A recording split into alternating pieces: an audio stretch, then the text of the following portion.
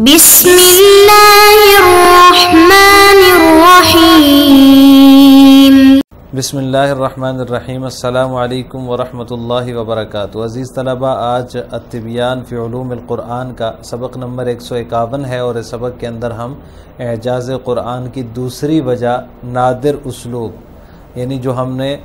10 وجوہات کا ذکر پڑھا تھا گزشتہ اسباق میں، ان میں جو دوسری وجہ ہے وہ تمام عربی اسالیب میں قرآن کریم کا جو ہے وہ ایک نادر اسلوب ہے۔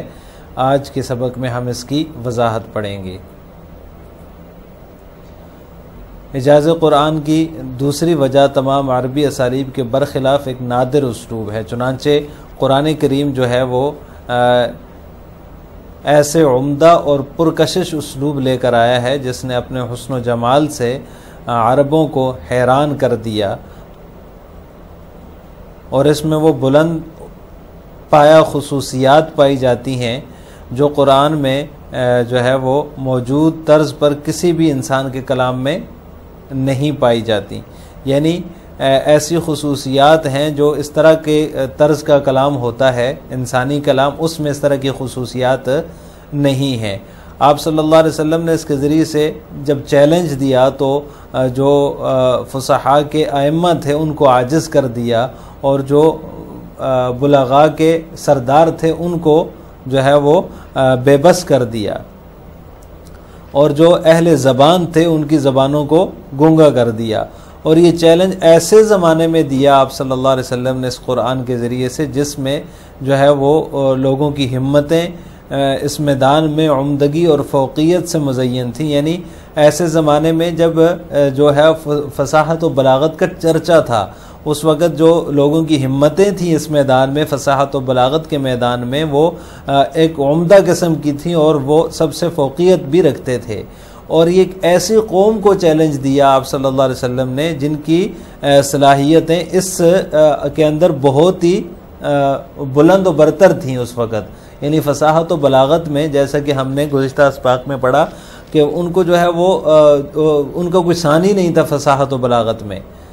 ایسے دور میں آپ صلی اللہ علیہ وسلم نے اس قرآن کے ذریعے سے چیلنج دیا ہے، اور اس قرآن کے ذریعے سے اللہ تبارک و تعالیٰ نے ان کو یہ چیلنج دیا، اور آپ صلی اللہ علیہ وسلم کی زبانی کہ اس قرآن کے جیسا ایک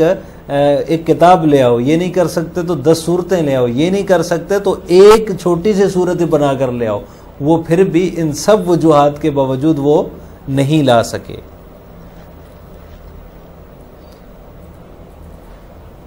علامہ زرقانی رحمہ اللہ تعالیٰ فرماتے ہیں کہ نزول قرآن کے دور سے لے کر ہمارے دور تک عربی زبان کے مختلف ادوار گزرے ہیں، لیکن قرآن ان تمام ادوار میں اپنی بلندی پر قائم ہے، اور اعجاز کا علم تھامے ہوئے اقوام عالم کو انتہائی یقین اور اعجاز کی طاقت و دبدبے کے بارے میں بیان کرتے ہوئے للکار رہا ہے۔ قُلْ لَئِنِ اجْتَمَعَتِ الْإِنسُ وَالْجِنُّ عَلَىٰ أَن يَأْتُوا بِمِثْلِ هَٰذَا الْقُرْآنِ، یعنی ان کا مطلب یہ ہوا ان کے قول کا کہ جتنے بھی ادوار گزرے، ان تمام ادوار میں جتنے بھی عربی زبان پر مختلف ادوار گزرے ہیں، وسعت و تنگی تھی، حرکت و جمود تھا، عروج و نزول تھا، شہریت و بدویت کے جتنے بھی مختلف ادوار گزرے ہیں، ان میں جو ہے وہ قرآن کریم جو ہے وہ تمام ادوار میں بلندیوں کو چھو رہا تھا، نور و ہدایت بکھیر رہا تھا، حلاوت و عظمت کا فیضان اس سے جاری تھا، جدت و رونق کے جھنڈے لہرا رہا تھا، اور یہ پہلے کی طرح ہی تر و تازہ جو ہے وہ اعجاز کا علم تھامے ہوئے تھا، اور تمام اقوام عالم کو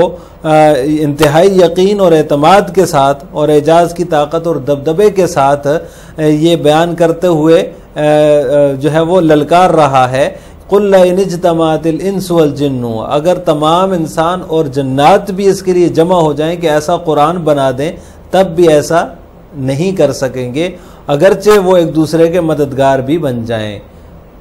وَلَوْ كَانَ بَعْضُهُمْ لِبَعْضٍ ظَهِيرًا، اگر وہ ایک دوسرے کی مدد بھی کر لیں تب بھی وہ اس قرآن جیسا قرآن نہیں لا سکیں گے۔ تو یہ جو اسلوب ہے عربی کے اسالیب میں ایک نادر اسلوب ہے قرآن کریم کی، جو نظم ہے قرآن کریم کا، اس طرح کا اسلوب کسی اور بھی کلام میں نہیں پایا جاتا، عربی کے کسی اسلوب میں اس طرح کا اسلوب نہیں پایا جاتا۔ الاسلوب العجیب اما الوجه الثاني لإعجاز القرآن فهو الاسلوب العجیب المخالف لجميع الاساليب العربية فقد جاء القرآن بذلك الاسلوب الراعي الخلاب الذي بهر العرب برونقه وجماله وعذوبته وحلاوته وقد كانت فيه من الخصائص العليا ما لم توجد في كلام بشر على نحو ما وجدت في القرآن خصوصا وأن النبي صلى الله عليه وسلم تحدى به فأعجز أساطين الفصحاء وأعيا مقابير البلاغاء وأخرس ألسنة فحول البيان وذلك في عصر كانت القوى فيه قد توافرت على الإجادة والتبريز في هذا الميدان وفي أمة كانت مواهبها محشودة للتفوق في هذه الناحية. يقول الزرقاني رحمه الله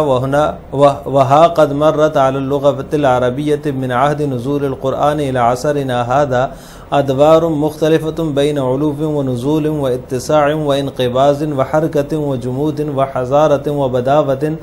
والقرآن في كل هذه الأدوار واقف في عليائه يطل على الجميع من سمائه وهو يشع نورا وهداية ويفيض عذوبة وجلالة ويسيل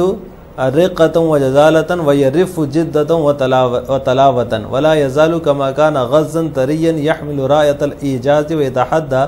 العالم في يقين وثقة قائلا في صراحة الحق وقوته وسلطان الإعجاز وصولته قل لئن اجتمعت الإنس والجن على أن يأتوا بمثل هذا القرآن لا يأتون بمثله ولو كان بعضهم لبعض ظهيرا. الاسلوب العجیب اعجاز قرآن کی دوسری وجہ ہے نادر اسلوب. اما الوجہ الثانی لإعجاز القرآن فهو الاسلوب العجیب المخالف لجمیع الاسالیب العربیتی. دوسری وجہ وہ تمام عربی اسالیب کے خلاف اس کا ایک نادر اسلوب ہے. فقط جاء القرآن بذلك الاسلوب الراعی الخلابی چنانچہ قرآن پاک ایسے عمدہ اور پرکشش اسلوب کو لے کر آیا ہے جس نے اپنے حسن و جمال اور مٹھاس و شیرینی سے عرب کو حیران کر دیا.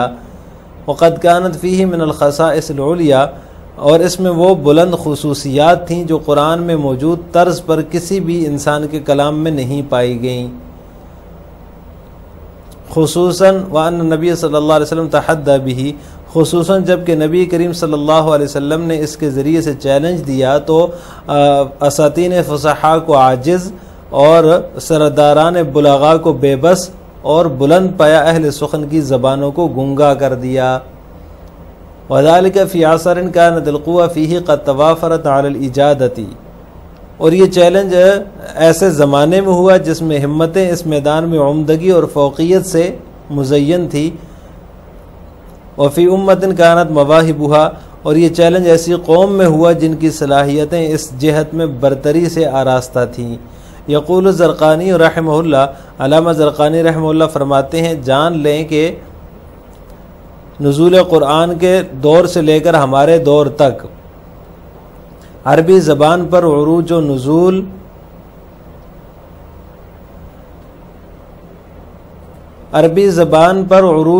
نزول وسعت و تنگی حرکت و جمود اور شہریت و بدویت کے مختلف ادوار گزرے ہیں. لیکن والقرآن فی کل هذه الادوار واقف فی علیائه لیکن قرآن ان تمام ادوار میں اپنی بلندی پر قائم اپنے آسمان سے یطل علی الجمیع من سمائه اپنے آسمان سے سب کو تکتا جانگتا وہو یشع نورا و ہدایتا اور نور و ہدایت بکھیرتا ویفیض عذوبتا و جلالتا اور حلاوت و عظمت کا فیضان کرتا ویسیل رقتا و جزالتا اور فصاحت و خوشبیانی کو بہاتا ویرف جدتا و تلاوتا اور جدت و رونق کی جھنڈیوں سے لہلاتا رہا. ولا یزال کما کان غزا طریا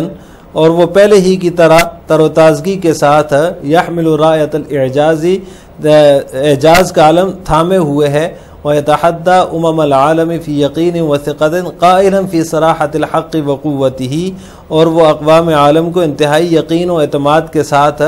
حق کی صاف گوئی اور قوت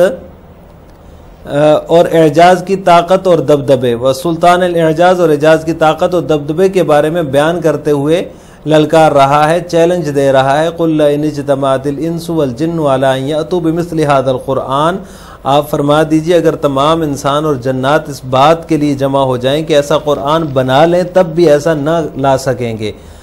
وَلَوْ كَانَ بَعْضُهُمْ لِبَعْضٍ ظَهِيرًا، اور اگرچہ ایک دوسرے کے مددگار بھی بن جائیں۔ لہٰذا آج کے سبق کا خلاصہ یہ ہوا کہ ہم نے اعجاز قرآن کی دوسری وجہ نادر اسلوب، یعنی اسالیب عرب کے اسالیب میں جو ہے وہ ایک نادر اسلوب ہے، یہ بھی قرآن کے اعجاز کی وجہ ہے، اس کی تفصیل پڑھی ہے۔ آخر میں آپ سے دو سوال ہیں، اعجاز قرآن کی دوسری وجہ کیا ہے، اور نمبر دو، علامہ زرقانی رحمہ اللہ تعالیٰ قرآن کے نادر اسلوب کے بارے میں کیا فرماتے ہیں۔ ان دونوں سوالوں کا جواب آپ نے کمنٹ باکس میں دینا ہے۔ السلام علیکم ورحمۃ اللہ وبرکاتہ۔